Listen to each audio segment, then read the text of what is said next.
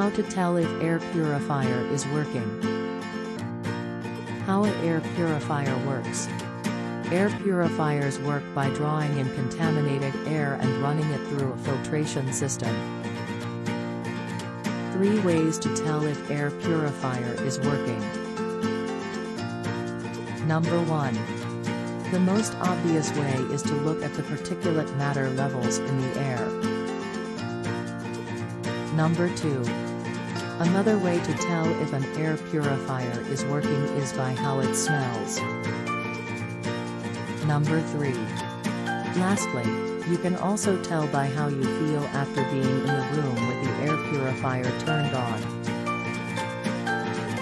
5 tips to keep your air purifier active. Tips 1. Make sure to read the instructions carefully before using the purifier. Tips 2. Place the air purifier in an ideal location. Tips 3. Keep the filter clean. Tips 4. Look for visible signs of dirt and dust. Tips 5. Check for leaks.